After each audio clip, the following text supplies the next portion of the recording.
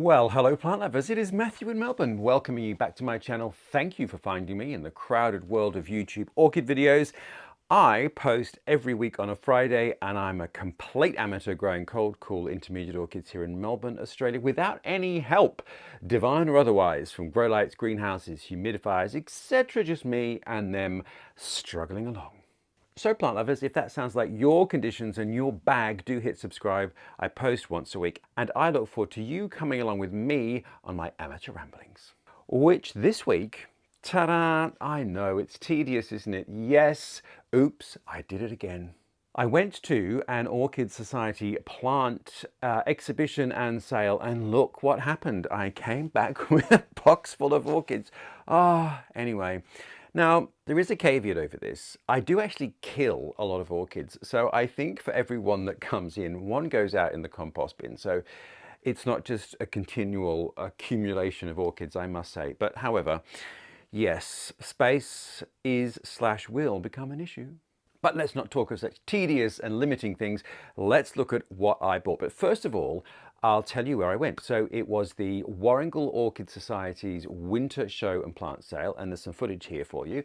And they very kindly asked me to speak at one of their meetings earlier in the year, which was very exciting. I had complete imposter syndrome because I'm an amateur, but I just spoke from my amateur heart, and that was my truth. And I have said many a time that if you are able to find an organization or a group or a club near you that is an orchid growing club, society, group, then it's a great place to A, meet people who know what they're doing or have experience in your particular area, and B, to find plants that you might perhaps not find anywhere else, but also at an amazing price. So let's have a little look. So you can see on this footage that there were a lot of Australian Dendrobiums because they are just about to come into bloom, or in many respects are in bloom. And as you can see, a huge variety of Kingianum and speciosum hybrids. And can I just say as well that a mature speciosum, Dendrobium speciosum plant is very expensive, and here they were not. And it can take up to 10 years for a Dendrobium speciosum seedling to bloom. So plant lovers, it is worth your while forking out a little bit more for an advanced plant if you can. And given the time of year, lots of Cymbidiums as well, which we'll get to because you might see nestling here a Cymbidium. But it was wonderful to see so many people who watched the channel, so thank you very much, and thank you to Warringal Orchid Society for having such a great exhibition and sale. It's always exciting to see things. So without further ado, let's dive in and talk about the things that I bought. All right, now the first cab off the rank is perhaps, what can I say? Well, I don't know. It could be tainted love. It is a Dendrobium speciosum hybrid, and look at those flowers. I'll do some close-ups for you, but there you go, you can see.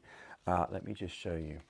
It is the most stunning sort of pink and lemon, but the flower size is immense. Now, Dendrobium speciosum flowers are large-ish, but they're not that big, and this is a really, really large hybrid. So the reason I decided to buy this one, because I have quite a few Dendrobium speciosum and Kingianum hybrids, was just the flower color and the flower size, because I have nothing like it. Look at that, isn't it wonderful?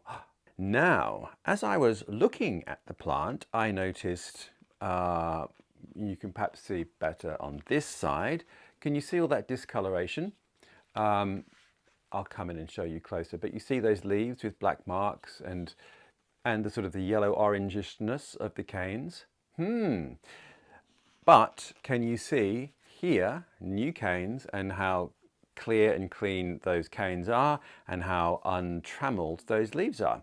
Now, my initial thought was it's just sun damage, because these orchids love full sun and they all look terrible if they are in full sun. So you've got to find your sort of sweet compromise spot where they get enough winter light particularly, but you don't get leaf damage. However, as I was leaving, someone said, "Oh, what are you going to do with that virused orchid?" And I said, well, I don't think it's virused. I think it's sun damage. However, who knows? So, plant lovers, we are going to be in for a journey. So, we've got new clean foliage. Now, those are mature canes, and I would have thought if they were virus, they would show the signs of it at this point. Here we've got what looks to me like very classic sun damage, you know, the very pale leaves and the black spots. Anyway, I am going to take all precautions and keep this away from my other Australian Dendrobiums and just see what happens with these new growths. I'm also going to put it in the kind of light that I prefer, which is a bit more dappled and shaded. Now, if Dendrobium speciosums or any Australian Dendrobiums have sun damage, the leaves won't recover. But your new foliage won't have that damage if you've changed the conditions. So this is going to be a bit of a long haul just to see what happens with the new growth and the new leaves over time. And if it does turn out to be tainted, well, you know what? Well, I will try and treat it, but I will probably just put it straight in the compost bin. Anyway, this one is fabulous, but it is a bit of a work in progress, so we'll just have to see how we go. But look at those flowers. Can you not see why I immediately wanted to buy it? I guess the other thing is, a lot of people see black marks on leaves and will be the first to tell you that plant is virused. Well, it might well be, but it also might not be. Lots of things can cause blackness on leaves, and often it's not sinister. So let us embrace this orchid with an open heart, observe it carefully, and see what happens perhaps in 12 months. But into the quarantine pen you go, but let us celebrate those flowers, which are just glorious. And I'll tell you what the cross is. It's a cross between Colonial, Campio and Windermere. There you go. So it's a hybrid between two hybrids. But great size, fantastic blooms, and there you are. And I will tell you how much this cost. Such a big plant, it was $80. Now, finding a large specimen of a speciosum or a speciosum hybrid, many hundreds. So even if it might be tainted, I still think that was a good deal. So here is the first cab off the rank, a fantastic Dendrobium speciosum hybrid, which is out to quarantine. Now, if you're interested in more Dendrobium speciosum videos, I've got some, and I will link those above and below so you can watch care videos of both Dendrobium speciosum, kingianum, and Dendrobium delicatum. Okay, should we go on to the next? Oh, look, guess what? A Cymbidium. Ha! Yes, as you could see from the footage of the fair, there were lots of hybrid Cymbidiums, but there were also a few species Cymbidiums. And I do like species Cymbidiums because the flowers, well, some of them are quite large, but often they're just finer and a little more elegant, I think, and the colours aren't as bold. I do love some hybrid Cymbidiums, but this one caught my eye. It is called Cymbidium whiteae. There you go. And there's a picture of the flower. And it turns out that it was named after a Mrs. White, who was a plant collector in Sikkim, or in generally northern India. But this particular one comes from Sikkim, which is a Himalayan part of India, sort of in between Bhutan and Nepal. So what a charming little plant it is. Now, it's quite a small growing plant, so this may well be quite established, and it's sort of semi-pendant, and the flowers are quite beautiful but quite low-key, I think. And the person I bought it from said when he showed someone the flowers, they went, that's nice. They were underwhelmed anyway. But the Warrengul Orchid Society price is $25. Species Cymbidiums are a little harder to find, obviously. You do have to dig a little deeper, if you pardon the pun, to find them. But this one is a small grower and will take the same conditions as your hybrid Cymbidiums, because a lot of the common cooler growing hybrid Cymbidiums are hybridized from all of those sort of Himalayan species. So they like cool, cold winters, they like that seasonal shift, they like dappled light, they like moderate water, they don't like soggy roots, and ease it off a little bit in winter, but don't let them dry out completely in winter.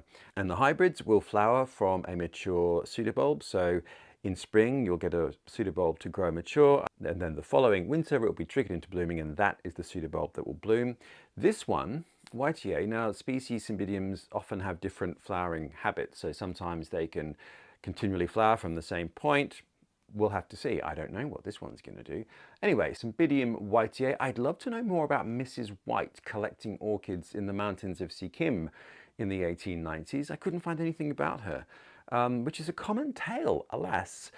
Botany for the 19th century, totally dominated by men, but lots of women collected plants and seeds and were the first to often grow them or flower them, particularly in Britain. So there's a book waiting to be written. Anyway, Mrs. White should feature heavily in it because this orchid is named after her. I am looking forward to seeing what it blooms like. So this Cymbidium will be going with all my others outdoors all year, undercover, protected from the rain so I can manage its watering a little bit, but otherwise they kind of get left to their own devices. I have a Cymbidium playlist which I'll link above and below. Okay, we have another Cymbidium. And it is this one. Oh, hang on, we're getting all tangled up here. Look at that. Isn't it a beauty? Now, this had no label on it. And, oh, there is the price tag though. It is a little vulgar talking about price, but you know what? I don't think it is, because it's kind of good to contextualize what you have to pay in different regions for things. Anyway, this is a mature plant, as you can see, and it's a species, and it was $30. Now, this one is called Cymbidium tracyanum, but it had no label, but I saw it on the bench in bloom and thought, you know what, that looks like Cymbidium tracyanum. Now, I'm pretty sure it is. One of the traits of species Cymbidiums is that they often flower a little earlier than hybrids. So often species Cymbidiums will flower sort of late autumn, early winter. Some of them. And tracyanum is certainly one of those late autumn, early winter bloomers. Now it's late winter in Melbourne at the moment, and these flowers are certainly, I think, on their last legs. So it's been in bloom for quite a while, and it will probably go over quite soon. Now tracyanum is fragrant, but I think because these flowers are now quite old, the fragrance is diminished. And I bought a hybrid this time last year on Facebook Marketplace, which was very definitely drawing heavily on some Cymbidium tracyanum heritage. And the flowers were similar, but lighter, with quite a heady fragrance. I'll drop a picture in for you. That was a beauty. And I'd always thought to myself, I wouldn't mind tracyanum. And here it is, a beautiful plant for $30. Now, Cymbidium tracyanum is a species, and it's an Asian species, but it's a bit more widespread than whiteae that we were just looking at. So this one grows in that sort of hot spot of southern China and northern Myanmar, Vietnam, Laos, around there, where so many amazing plants have emerged, a real botanical hotspot. Like South Africa is an amazing botanical hotspot. Well, so is sort of southern Yunnan and the northern parts of those Himalayan countries. Amazing plants. But this one is a bit more widespread, so there's probably a great variety of areas and conditions in which it grows. But generally, Cymbidiums and this one are sort of mossy knoll opportunists. So they are called epiphytes or sometimes lithophytes, but really they kind of grow in nooks, in branches, or in sort of dips in a mossy bank where there's a bit of material, whether it's leaf litter or moss or whatever. So they're living sort of in that area. So not clinging to the side of a tree like a sort of phalaenopsis would, which is also called an epiphyte. So, you know, there are epiphytes, and there are epiphytes. But the moral of the story is that they have free air movement because they're a bit elevated, and they dry out reasonably between waterings and can take a little bit of dryness. And what I do with all of my orchids, all my Cymbidiums anyway, is dial the watering down in winter. They're all under cover outside so they don't get rained on, so I can control it. And in summer I obviously up it bit more because they're all in pots and it can get quite hot here in Melbourne. But this one, tracyanum, will have just the same conditions as the hybrid ones, but I just like the form of the flowers, those sort of really whiskery elements, and I love the stripe and I like the colour. And although this one isn't fragrant anymore, I do like the fragrance of it. It's quite a high note spice with a sort of little bit of chocolate in it. Bitter chocolate, not milk chocolate. Anyway, very happy that I found Cymbidium tracyanum. So once again, thank you, Warrengall Orchid Society plant sale. Okay, next cab of our sale rank. And you will laugh. Yes, plant lovers, it is a Sarcochilus hybrid. Now this one is called Sarcochilus Edith. And there is a picture of the flower. Now, let me see if I can get that to focus for you properly. There we go. If you look at that flower, it is white, but it's covered in pink speckles. And that was the thing that hooked me, because I don't have any Sarcochilus bloom that's quite like that. I have a lot of Sarcochilus. I don't know how many I've got now, but I daren't count. Anyway, this is adding to the collection because the flower is beautiful. Now, I've got a Sarcochilus playlist, or at least many videos, which I'll link above and below. Tough Australian native orchids. They do like good morning sun, afternoon protection. The leaves, they can take full sun, but the leaves will get really burnt, but you'll still get blooms. Quite tough, even though they don't have a pseudobulb. They are quite drought tolerant because where they come from in Australia, it can rain or not rain, so they're quite resilient, and they do really well in Melbourne, even though they're not native to this part of Australia. They occur naturally a bit further north. Now, I will say that this plant is perhaps not in the best of conditions. So this older lead here, the leaves are quite leathery mottles, which would suggest that it's a little dehydrated. And there is a leaf there which is sort of yellowish, but I'm not too concerned about that. I mean, they do lose their leaves, but not often, but this one is definitely on the turn. But there are beautiful new growths. And this is the thing about Sarcochilus, they bulk up really, really quickly. The other great thing, which I will come and show you, is that there are at least 2 or 3 actual flower spikes in this, which is great. So we'll see what Edith is like pretty soon. Once Edith has bloomed, I will repot, and I will be giving this more moisture, and I will be giving it a little bit of a tonic, so a seaweed-based solution, just to try and revive the overall health and wellness of particularly this fan here. And as you can see, they kind of have a similar growth habit to Vandas, to this part of it anyway. And I have, one of my viewers did point out that Vandas have been crossed with some Sarcochilus to produce an intergeneric hybrid, which is very interesting. I'd love to see what they look like. Anyway, Sarcochilus Edith, welcome to your new home. And then finally, Maxillaria. Now, I don't know about all of you, but in my early days of orchid collecting, which is now sort of 3 years ago, peak COVID, when we were all locked at home looking at our computers and deciding what we were going to collect next, I started getting into orchids.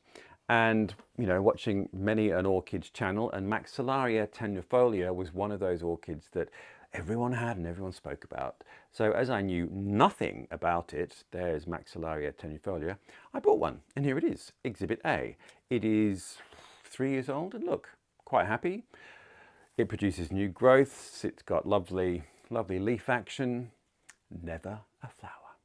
Now, there is, well, there's lots of views about Maxillaria tenuifolia, particularly about why and how and why not. But anyway, let's get back to the narrative at hand, which is at the Warrnambool Society, Orchid Society, winter sale and exhibition, there was this, Maxillaria nigrescens. Now, Maxillaria, the Maxillaria prefix was given to the flowers because someone felt that they looked like a jaw, Maxillaria.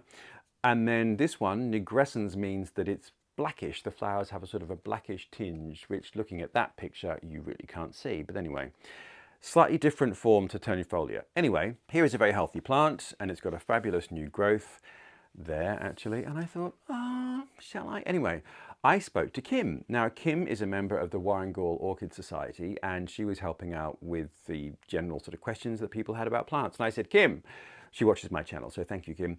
What is the secret to Maxillaria? Because she grows them, and she grows both this one, nigrescens, and tenuifolia in the same spot. And she said, Matthew, the secret is keep them moist, keep them bright, but keep them cool. So that is a little tricky in Melbourne because we do get hot summers. So I have had no success with Maxillaria, and I think one of the reasons is I have kept this one, tenuifolia, too dry. I've been, you know, spotty with my watering. So I'm going to treat this more like a Masdevallia now and keep it on the moist side, or a Pleurathalis. Ditto with this one. And I'm going to put it somewhere brighter and perhaps a bit more elevated. Try and keep it cool in summer, but try and keep it bright. So that's going to be the trick for me. And then we'll see. So Kim, thank you very much for your tips. She grows both and she flowers both, but she did say tenuifolia is a tricky beast and can sometimes not flower for a year and then sometimes will. So there you are. A year ago, I was in Hobart at the Botanic Gardens there, and they have a beautiful conservatory, which I made a short about, and I'll pop it up there. And that particular month that I was there, they just had a row of Maxillaria tenuifolia all in bloom. And the fragrance, this sort of heady tropical fragrance of coconut and deliciousness, it was so gorgeous. Anyway, we're still waiting. Well, there we are, plant lovers. We have got my species, Cymbidium, tracyanum. There we have got my other tiny species, Cymbidium, whiteae, and Mrs. White collected that in the 1890s. And then my either sunburnt or diseased Dendrobium speciosum hybrid, which I'm loving the flowers of. So a great haul, I think. Unintentional, anyway. Many thanks to everyone at the Orchid Fair who came and said hello, who watched the channel. Very lovely that you watch and engage, so thank you for saying hello. And it was great to see all the plants and to learn more. So thank you, Kim, for your tips about Maxillaria. This is why, plant lovers, you need to join a society or a club if you can find one near you, because you will find people growing the things you want to, and they will have experience in your climate, and they can give you tips and tricks which not everyone on YouTube can give you, because everyone's climate is so different and your personal conditions can be so different. One house in Melbourne is very different to another house in Melbourne. It really depends on the aspect, the warmth, the breeze, the humidity, whatever. There are many things that can play a part in an orchid's health or otherwise. So find a club, plant lovers. I'll put the link to Warrigal's Orchid Society below. I'll also put the link to the Orchid Societies of Victoria site. So if you're in Victoria, Melbourne, Australia, there is a site that covers all of the groups, and it tells you when all the meetings are, but more importantly, when their sales are. So that's a great sort of calendar for the state. And I would hope perhaps that in every region you'll find a similar such organisation that manages orchid societies, so you can try and find out what's going in your area. There we are, plant lovers. Accidental orchid haul. Oops, I did do it again. I may well do it again. Who knows? I shan't limit myself. Anyway, many thanks for watching this video. I hope you enjoyed it. Hit like if you did, and you can also hit don't like if you didn't. Hey ho, such is life. But I hope all is well with you in your orchid world, wherever you are, and I do look forward to seeing you next week. Something is blooming out there for me, and it is finally opening, and I think by next week the bloom will be fully open, so I can't wait to show you that. Just one plant, one flower, but anyway, it's been a long time coming, so stay tuned, and I look forward to seeing you next week.